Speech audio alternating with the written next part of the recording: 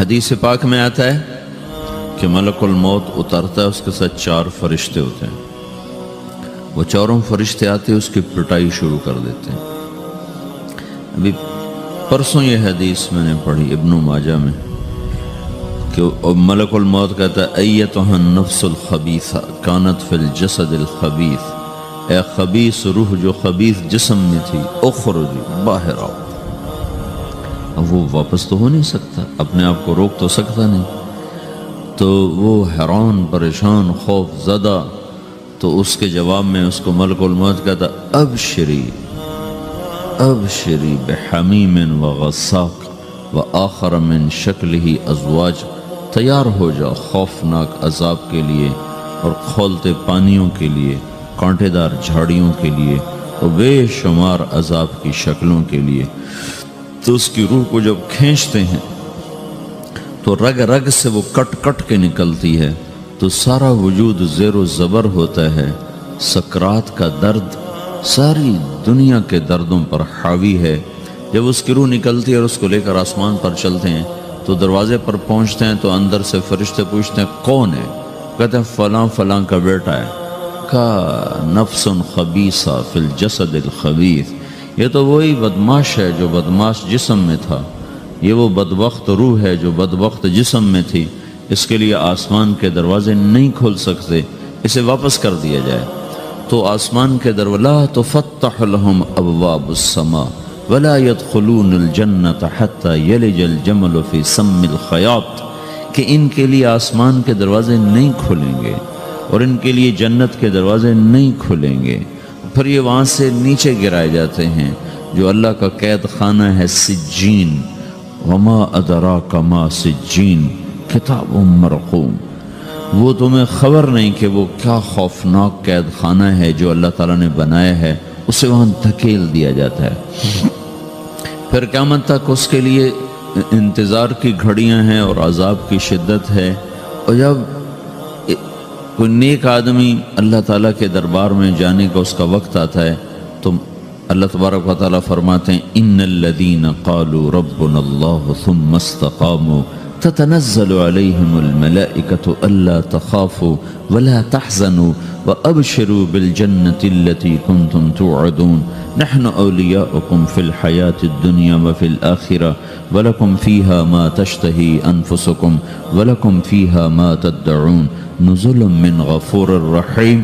جب کوئی نیک مرد عورت کے جانے کا وقت آتا ہے تو اس کے لیے بھی فرشتے آتے ہیں اور آ کر اس کو خوشخبری دیتے ہیں اور آ کر اس کو تسلی دیتے ہیں کہ آپ غم نہ کریں، پیچھے والے بھی آپ کو مل جائیں گے، آپ خوف نہ کریں، آگے ساری منزلیں آپ کے لیے آسان ہیں، آپ کے لیے جنت بھی تیار ہے، رب بھی مہربان ہے۔ اور حدیث پاک میں آتا ہے کہ ملک الموت اور 4 فرشتے آتے ہیں، وہ 4 فرشتے اس کو سہلاتے ہیں، دباتے ہیں کہ موت کا درد اسے محسوس نہ ہو۔ اور ملک الموت فرماتے ہیں ایتھا النفس الحمیدہ کانت فی الجسد الحمید اخرجی، اے نیک روح جو نیک جسم میں تھی باہر آؤ۔ کیا کرو؟ وابشری بروح وریحان ورب راض عنک غیر غضبان، آپ کو بشارت ہو آپ کے لیے جنت تیار ہو چکی ہے اور وہاں کی ساری نعمتیں آپ کے لیے میسر ہو چکی ہیں اور اللہ آپ پہ راضی ہو چکا ہے اور اللہ آپ پہ خوش ہو چکا ہے۔ اس پر اس کی روح کو نکالا جاتا ہے، پھر سارے فرشتے اس کو استقبال کے ساتھ جب آسمان پر لے جاتے ہیں تو اندر سے پوچھتے ہیں کون ہے؟ کہ فلاں فلاں کا بیٹا، فلاں فلاں کی بیٹی۔ کہتے ہیں نفس حمیدہ فی جسد حمید، یہ تو نیک روح تھی جو نیک جسم میں تھی، مرحبا بہی، اس کو ہم سب استقبال کس کا کرتے ہیں۔ اور ایک دم آسمان کے دروازے کھلتے ہیں، پھر وہ پہلا دوسرا تیسرا چوتھا سارے آسمان پار کرتا ہوا اللہ پاک کے عرش کے نیچے کے جا کر، مرد ہے یا عورت، وہاں جا کر سجدے میں سر رکھتا ہے اور اللہ تعالیٰ فرماتے ہیں ہاں اس نے ہمیں خوش کیا، ہم اسے خوش کریں گے، اور اس کو عافیت کے ساتھ وہاں آسمان میں، پہلے آسمان سے لے کر اللہ کے عرش تک یہ سب ویٹنگ روم بنے ہوئے جہاں اللہ اپنے اپنے درجات کے مطابق جنت والوں کو ٹھہراتا ہے، اور وہ انتظار گاہ ہے اور وقت ختم ہو جاتا ہے، لہٰذا انتظار کی جو تکلیف ہے وہ بھی ختم ہو جاتی ہے۔ وقت ختم تو انتظار کا احساس ختم اور ٹائم کے گزرنے کا احساس ختم۔ تو جیسے اصحاب کہف کو اللہ نے غار میں داخل کر کے تو غار کے اندر سے وقت کو نکال کے باہر پھینک دیا، باہر 300 سال گزرے، اندر آدھا ہی دن گزرا تھا۔ وہ جب اٹھے ہیں تو وہ 25 برس کا نوجوان 325 سال کا ہو کے نہیں اٹھا، وہ 25 سال کی عمر میں اٹھا ہے۔ نہ ناخن بڑا ہے، نہ مونچھیں بڑی ہیں، نہ ان کی داڑیاں لمبی ہوئی ہیں، چونکہ تو زندہ تھے، مر نہیں گئے تھے۔ تو زندہ کے تو بال بھی بڑھتے ہیں، ناخن بھی بڑھتے ہیں، لیکن وہ اس طرح اٹھے کہ 300 برس گزر گئے اور 25 برس کا نوجوان 25 سال کی عمر میں اٹھا ہے، 20 برس کا 20 برس کی عمر میں اٹھا ہے۔ اور وہ کہنے لگے کم لبثنا، بھئی کتنا ٹھہرے ہیں؟ کہ یومن او بعض یومن، لگتا ہے کوئی دن آدھا دن ٹھہرے ہیں۔ وہ صحیح کہہ رہے تھے۔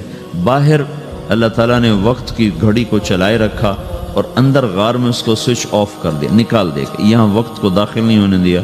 تو وقت کے گزرنے سے جو بھی اثرات مرتب ہوتے ہیں وہ ان پر مرتب نہیں ہوئے، تو وہ 20 آدھا ہی دن کے بعد اٹھے ہیں، باہر 300 سال، اندر آدھا دن۔ یہی کچھ اللہ تبارک و تعالیٰ برزخ میں کر دیتا ہے، وقت کو ختم کر دیتا ہے، گزرنے کا احساس نہیں ہوتا ہے۔ تو اس طرح میرے عزیزو، یہ دو موتیں ہر انسان دیکھتا ہے، یا وہ جنت کے فرشتوں کا استقبال دیکھتا ہے یا جہنم کے فرشتوں کی مار اور پٹائی کو سہتا ہے۔ رابعہ بصری رحمۃ اللہ علیہ کا انتقال ہونے لگا تو انہوں نے رات کو فوت ہوئی، تو انہوں نے اپنی خادمہ کو بلا کے فرمایا کہ کسی کو بتانا نہیں، جب میں مر جاؤں تو پڑوس میں 2-4 کو بلا کر نا میرا جنازہ پڑھوا دینا، اور جس کرتے میں تہجد پڑھتی تھی وہی میرا کفن بنا دینا، اور صبح بے شک لوگوں کو بتا دینا، میرے مرنے کے بعد میری میت کو رکھنا نہیں، فوراً دبا دینا۔ تو ان کا انتقال ہوا تو انہوں نے پڑوس کے 2-4 10-20 آدمی بلائے اور ان کو تدفین تجہیز سب کچھ ہو گئی۔ صبح شور مچا کہ وہ رابعہ بصری کا انتقال ہو گیا۔ تو اگلے دن وہ خواب میں اس خادمہ کو ملی اور کہا بیٹی تیری بڑی مہربانی، تو نے میری وصیت کے مطابق عمل کیا۔ اس نے دیکھا کہ انہوں نے ایک خوبصورت سبز لباس پہنا ہوا ہے، تو وہ فرمانے لگی، انہوں نے سوال کیا کہ آپ کے ساتھ قبر میں کیا ہوا؟ تو وہ کہنے لگی کہ میرے پاس منکر نکیر آئے تھے اور مجھ سے کہنے لگے من رب کی، تیرا رب کون ہے؟ تو میں نے کہا سبحان اللہ، 40 برس جس کو میں نہ بھلا سکی اس کو 4 ہاتھ زمین میں آ کے میں بھول جاؤں گی۔ ان کا 42 برس کی عمر میں انتقال ہوا تھا۔ تو وہ کہنے لگے سبحان اللہ، جس کو میں 40 برس نہ بھولا سکی میں اسے 4 ہاتھ زمین کے اندر آ کے بھول جاؤں گی۔ تو منکر نکیر کہنے لگے اس کا کیا حساب لینا؟ پھر انہوں نے پوچھا کہ وہ آپ کا وہ کرتا کہاں گیا تہجد والا جس میں آپ کو کفن دیا تھا؟ کہا وہ اللہ نے مجھ سے لے لیا ہے اور میرے اعمال کے خزانے میں رکھ دیا ہے، قیامت کے دن میرا وہ کرتا بھی میرے ترازو میں تولا جائے گا، اور مجھے یہ لباس پہنایا ہے جو جنت کا لباس ہے۔ یہ بھی ایک موت ہے۔ اس طرح بھی لوگ مرتے ہیں۔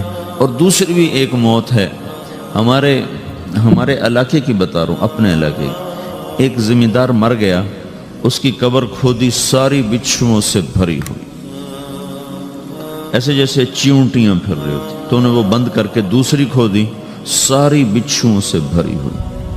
پھر وہ بند کر کے تیسری کھودی، ساری بچھوؤں سے بھری ہوئی۔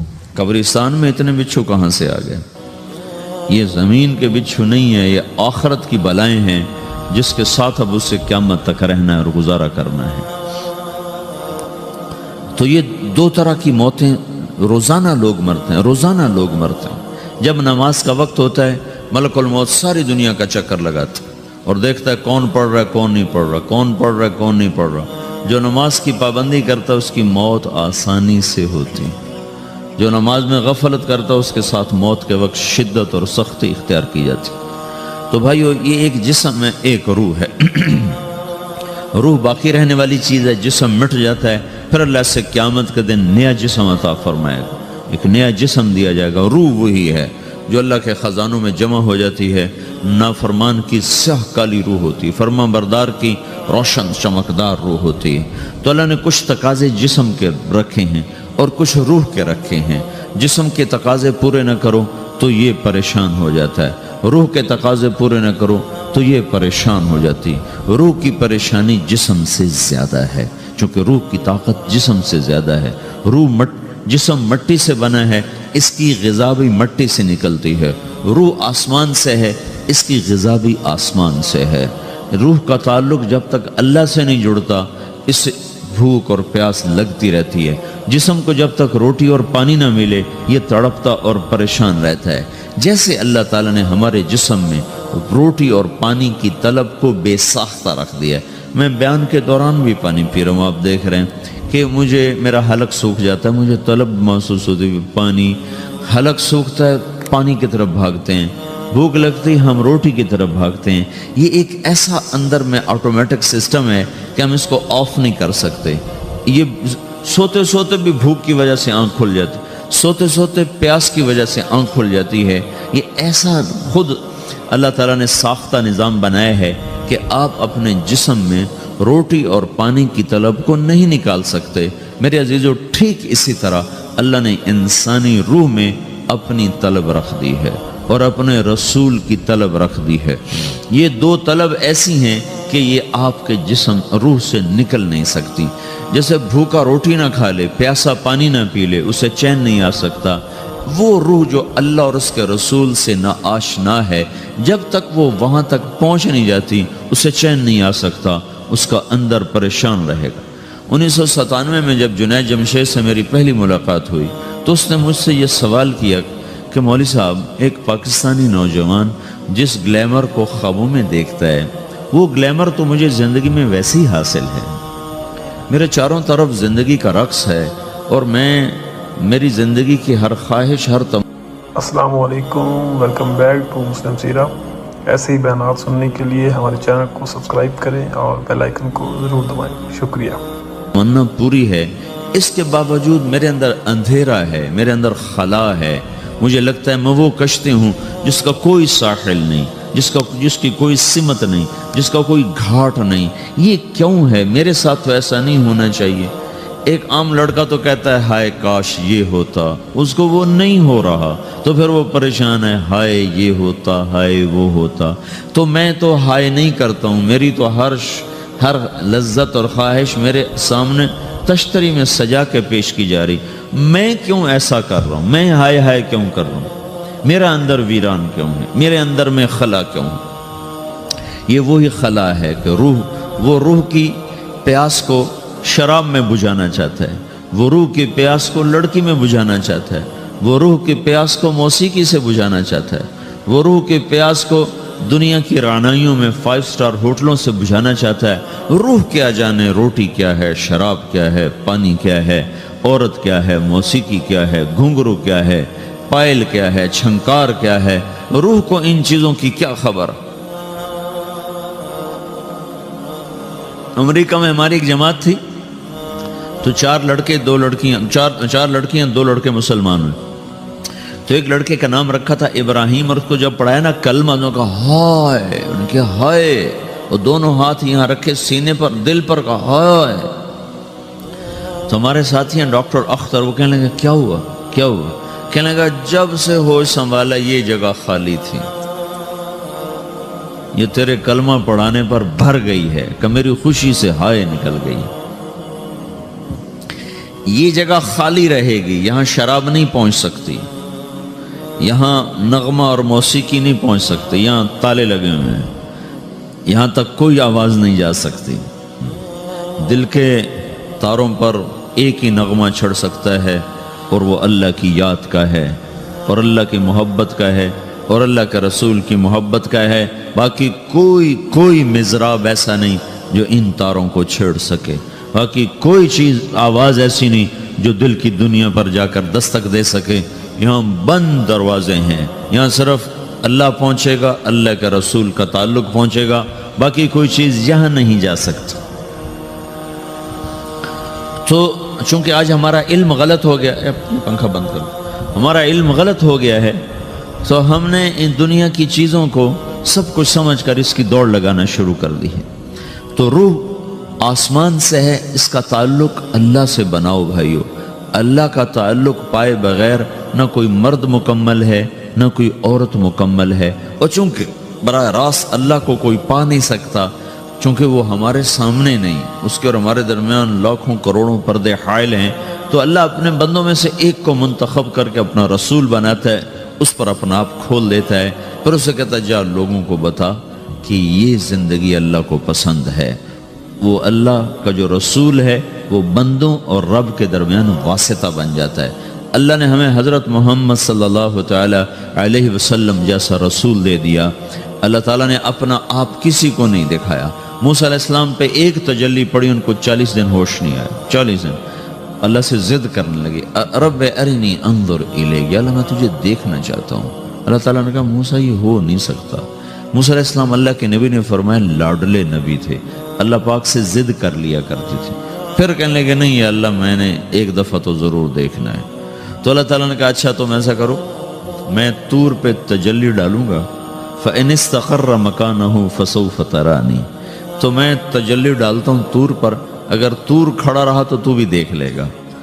تو اب اللہ خود سامنے نہیں آیا، صرف ایک تجلی اللہ کے عرشوں کے اوپر سے آنا شروع ہوئی ہے، بیچ میں آپ فاصلہ گنے، اور پھر وہ آ کر فَلَمَّا تَجَلَّى رَبُّهُ لِلْجَبَلِ، پھر وہ جبل پر پہاڑ پر آئی ہے، جَعَلَهُ دَكَّا، وہ پہاڑ ریزہ ریزہ ہو کر ہواؤں میں بکھر گیا، وَخَرَّ مُوسَى صَعِقًا، اور موسیٰ علیہ السلام بے ہوش ہو کے گر گئے۔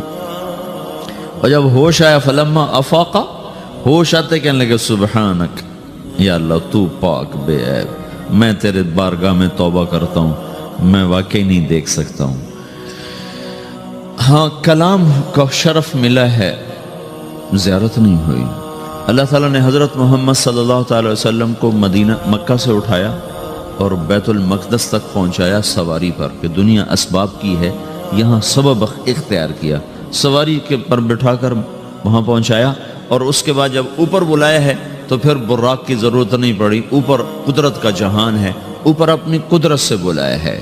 یہ بیچ میں دیکھو نا کتنا بڑا، آپ اگر ہوا سے اوپر چلے جاؤ، یہ 500 میل ہوا کا غلاف ہے، اس سے اگر اوپر چلے جائیں گے نا تو آپ خود بم بن کے پھٹ جائیں گے ایک دھماکے کے ساتھ، چونکہ ہر انسان کے اوپر ہوا کا ایک پریشر ہے، کوئی 280 من کے قریب ہر انسان کے اوپر ہوا کا پریشر ہے۔ اس پریشر کو توڑنے کے لیے میرے اندر خود ایک پریشر بنا ہوا ہے جو اس کو توڑ رہا ہے۔ جب یہ ہوا کا پریشر میرے اوپر سے ریلیز ہو جاتا ہے تو میرا اندر کا اپنا پریشر بم کی طرح پھٹے گا اور مجھے پرزے کر دے گا۔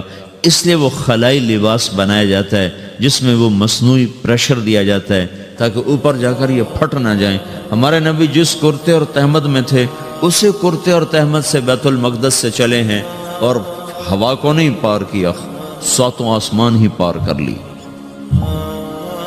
اور پہلے آسمان پر حضرت آدم علیہ السلام نے استقبال کیا ہے، اور دوسرے آسمان پر حضرت عیسیٰ علیہ السلام، زکریا علیہ السلام، یحییٰ علیہ السلام نے استقبال کیا ہے، تیسرے آسمان پر حضرت یوسف علیہ السلام نے استقبال کیا ہے، چوتھے پر حضرت ادریس علیہ السلام نے استقبال کیا ہے، 5ویں پر ہارون علیہ السلام نے استقبال کیا، اور 6 پر موسیٰ علیہ السلام نے استقبال کیا، اور 7ویں آسمان پر ایک بیت اللہ دیکھا ہے جس کا طواف ہو رہا ہے۔